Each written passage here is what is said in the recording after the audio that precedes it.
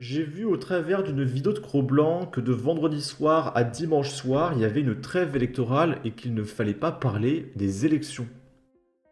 Apparemment sur YouTube, même si on n'a reçu aucun mail, aucun message, mais bon, je le crois. Mais on peut quand même parler des élections américaines, parce que ce n'est pas en France. Et force est de constater qu'en Amérique, il y a Joe Biden qui se fait annihiler par Donald Trump. Si vous pensez qu'il y avait des dingueries en France, mais alors en Amérique, c'est n'importe quoi, hein. En fait, Joe Biden se bave dessus. Il n'arrive pas à parler. Et il se fait humilier par Trump. Mais en fait, c'est un massacre à sens unique. Mais vraiment, si vous pensez qu'en France, il y avait un parti au-dessus des autres, mais je peux pas trop en parler parce que voilà, trêve électorale. Mais alors en Amérique, c'est un massacre à sens unique, hein. Alors là, on va écouter, je mets un filtre parce qu'on est sur CNN. Je connais pas les droits d'auteur américains, donc on met ça au cas où. Et écoutez bien, Joe Biden qui parle. Là, c'est un débat TV, hein, sans déconner. COVID, excuse me, with dealing with everything we have to do with. Look, if we finally beat Medicare, Thank you, President. COVID. On dirait qu'il va mourir sur le plateau, hein. C'est incroyable. Donald Trump qui dit quoi? Et du coup, Trump a répondu à Joe Biden par rapport à ce qu'il a essayé de dire. Et il va dire ça. President Trump? I really don't know what he said at the end of that sentence. I don't think he knows what he said either. Look, En gros, il a dit, je ne sais pas vraiment ce qu'il a dit à la fin de sa phrase, et je ne pense pas qu'il sache non plus ce qu'il a dit à la fin de sa phrase. Et après il dit, bon, écoutez, look. Tu sais, c'est en mode, attendez, lui c'est un débile, je vais vous expliquer, attendez. On comprend rien à ce qu'il dit, laissez-moi parler. Non mais vraiment, c'est terrible. Et t'as Joe Biden à côté qui fronce les sourcils, on dirait que, oh là là, enfin je sais pas, il va pas bien. On dit souvent, oh, les gauchistes, ils vont pas bien, c'est des malades, etc. Mais Joe Biden, il est vraiment pas bien, hein. Il souffre, ça se voit, regardez son visage, il souffre. Il va pas bien, là, appeler les pompiers, je sais pas. Ça va être sacrément divertissant les élections aux États-Unis. N'empêche, Trump va tellement être réélu.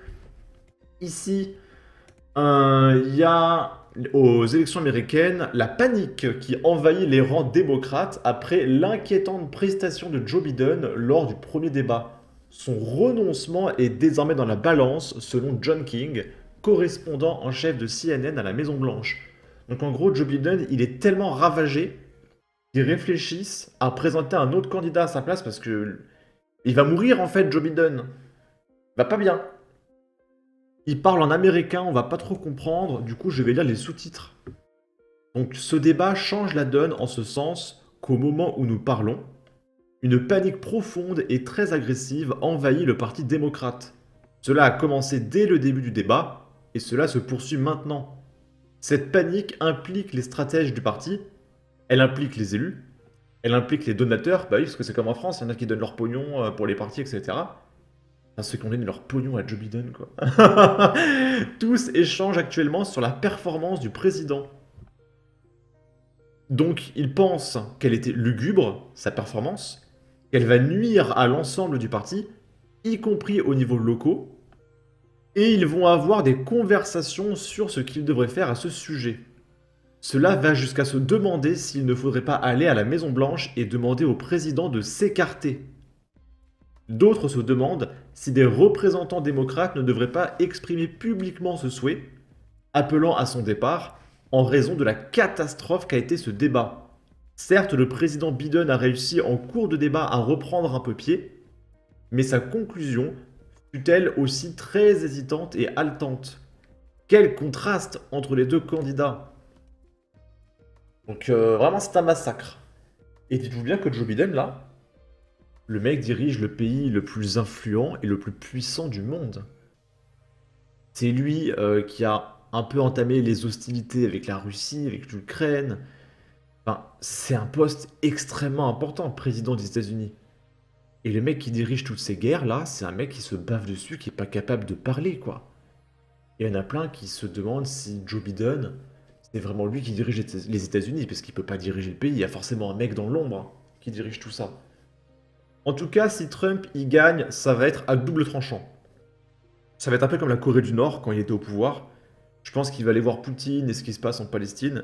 Il va dire, écoutez, si demain, vous arrêtez pas vos conneries, on va rayer la Russie, la Palestine et Israël de la carte. Et en fait, ce qui va se passer, c'est soit la guerre sera finie en un jour, soit ça va partir en live complet en un jour.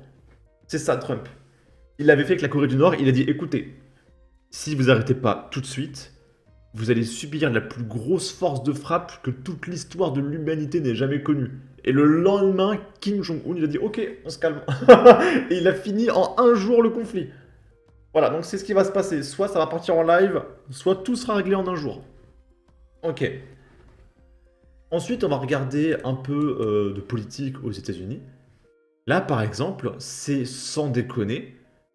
Alors, je sais pas c'est quoi son poste, mais c'est vraiment une nana qui travaille au gouvernement Biden. Oui, une nana. Est-ce que ça vous pose problème? En fait, c'est un transgenre qui s'appelle Rachel Levine, ou Levine, parce qu'on est au State. Et il ou elle explique que le changement climatique a un effet disproportionné sur la santé physique et mentale des personnes de couleur noire. Alors je vois pas l'intérêt de dire ça, c'est quoi? C'est il faut condamner le soleil pour racisme? Je comprends pas l'intérêt d'une telle allocution en fait. À moins qu'il veuille dire que ne pas agir pour l'écologie, c'est en quelque sorte du racisme parce que c'est les personnes de couleur qui souffrent le plus. Peut-être que c'est ça, mais ça n'a aucun sens. Ensuite, il y a BFM TV qui a réagi au débat Trump contre Biden, et même BFM TV, ils disent que c'était un massacre, hein, ce débat. Ce qu'il faut retenir, c'est que ce débat a totalement tourné à l'avantage de Donald Trump. On a souvent dit que ce duel, c'était un match de boxe. Et bien là, pendant 90 minutes, Joe Biden a été dans les cordes. Il a subi les coups et les attaques de l'ancien président sans jamais réussir à trouver la parade. Alors, il a été mis en difficulté et c'était attendu sur l'économie et sur l'immigration. En revanche, ce qui était moins attendu et ce qui est beaucoup plus inquiétant pour Joe Biden, c'est qu'il n'a pas réussi à marquer des points sur les sujets où il avait a priori un avantage sur son rival. Sur l'avortement, par exemple, les réponses de Joe Biden étaient imprécises, brouillonnes, peu convaincantes. Sur la forme aussi, on a vu souvent le président qui semblait hagard, perdu. Joe Biden devait profiter de ce débat pour rassurer sur ses capacités mentales et physiques, alors qu'il a 81 ans et que beaucoup doutent de ses capacités, qu'il est apte à rempiler à 4 ans pour un nouveau mandat. Il n'a pas réussi à rassurer. D'ailleurs, les démocrates ce soir en coulisses disent que rien n'a été bon dans le débat de Joe Biden. On a un problème, voilà ce qu'ils disent. Alors en face, Donald Trump, lui, a réussi son défi. Il ne s'est jamais énervé. Il a attaqué Joe Biden, mais en restant plutôt calme. Ça, c'était très important pour lui, pour essayer d'aller chercher des voix auprès des électeurs indécis qui n'aiment pas sa violence verbale. Donald Trump, donc, qui gagne sur la forme, mais la forme, c'est très important dans un débat télévisé. Sur le fond, Donald Trump n'a pas vraiment convaincu, c'est vrai, à beaucoup de moments, il a raconté un peu n'importe quoi, mais comme personne en face ne l'a recadré, eh bien, il a pu dérouler son argumentaire sans être jamais vraiment inquiété. Tout cela alors que Joe Biden s'était retiré pendant une semaine pour préparer ce débat, une préparation très minutieuse qui manifestement ne lui a pas servi ce soir. C'est ce qu'il faut retenir. Ok. Et il y a un mec qui partage un sondage ici, apparemment suite au débat. Trump, il aurait pris 7%, et Joe Biden, il aurait perdu 12%. En une soirée. c'est incroyable. Là, il y a un autre sondage. 67%, 33%, c'est qui a gagné le débat. Donc il y a quand même un tiers des gens qui disent que Joe Biden a gagné le débat. Alors après, je ne l'ai pas vu dans son intégralité.